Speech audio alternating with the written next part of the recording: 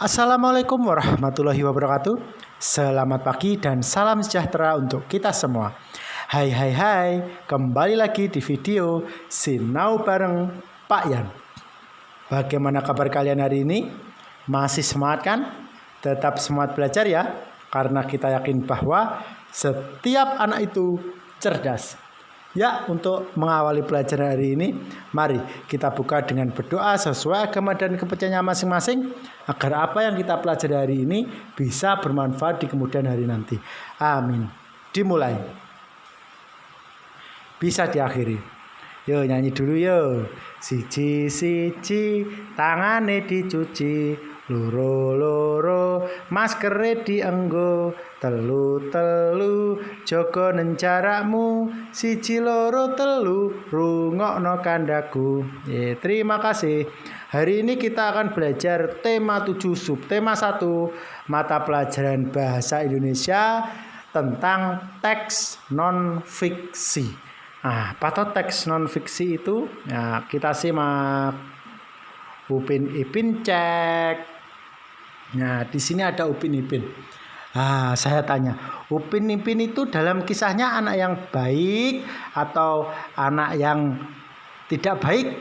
Nah, mereka adalah contoh dari anak-anak yang baik. Upin Ipin adalah anak yang baik. Buktinya apa?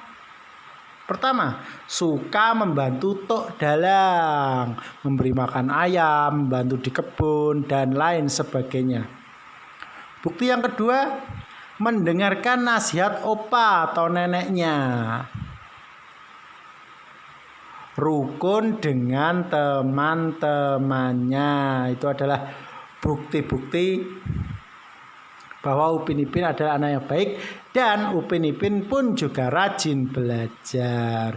Jadi intinya Upin dan Ipin adalah anak yang baik. Nah, kalimat Upin dan Ipin adalah anak yang baik ini bisa dikatakan sebagai ide pokok. Nah, ide pokok ini adalah salah satu yang akan kita bahas di pelajaran hari ini.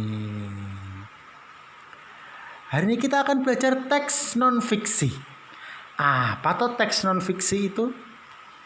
Teks non-fiksi adalah teks atau bacaan yang isinya mengandung kisah atau cerita nyata. Jadi benar-benar terjadi, bukan hanya karangan semata ya. Contoh dari teks non-fiksi adalah teks berita, biodata, biografi, karya ilmiah, dan skripsi. Hal yang bisa kita temukan dalam teks non-fiksi itu adalah ide pokok, kata-kata sulit, informasi, dan pengetahuan baru. Apa tuh maksudnya? Kita cek ide pokok. Nah, seperti awal tadi tentang Upin Ipin tadi, ide pokok adalah inti dari suatu paragraf dalam sebuah bacaan atau teks. Jadi sebuah kalimat yang pada intinya sudah mampu menjelaskan kalimat-kalimat berikutnya atau kalimat-kalimat lainnya. Nama lain dari ide pokok adalah pokok pikiran, pikiran utama, gagasan utama, atau gagasan pokok. Jadi keempat itu sama semua ya. Jenis paragraf berdasarkan letak ide pokoknya. Ternyata paragraf itu ada jenis-jenisnya, ada 3 jenis. Pertama,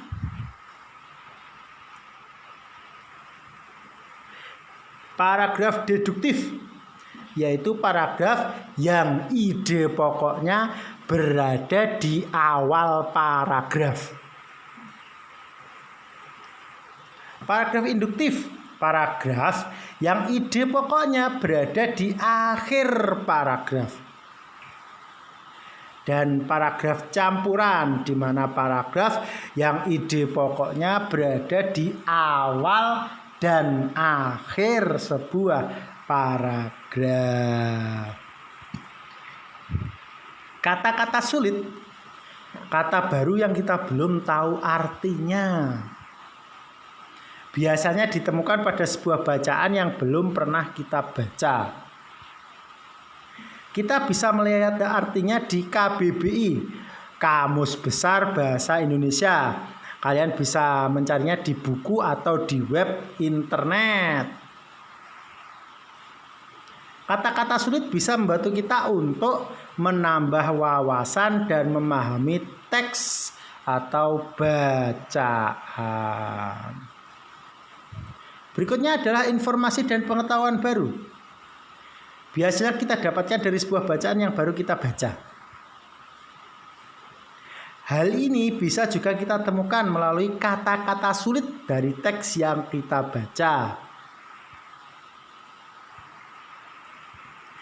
Dan manfaat informasi dan pengetahuan baru adalah menambah wawasan kita serta membantu kita dalam menjawab atau menanggapi sebuah masalah yang muncul. Jadi semakin banyak informasi dan pengetahuan yang kita miliki, semakin mudah kita dalam menanggapi sebuah pernyataan atau sebuah masalah, baik dalam sebuah buku ataupun sebuah diskusi obrolan kecil. Itu materi kita hari ini. Tugas harian hari ini adalah bukalah buku LKS-mu. Lalu bacalah teks pada tema 7, subtema 1, pembelajaran 1 yang berjudul Seni Kerajinan di Daerah Jawa Tengah, yang ada gambar wayang dan batiknya ya. Temukan kata-kata sulit berikut dan carilah artinya. Ada kata unik, produksi, motif, pesat, dan legenda. Temukan kata-kata itu ya, dan tugas kalian adalah mencari artinya. Kalian boleh mencari arti dari kata-kata sulit tersebut di buku atau di internet. Ya, sekian tugas hari ini. Terima kasih. Tetap jaga imun, iman, dan aman. Sampai jumpa semuanya. Terima kasih.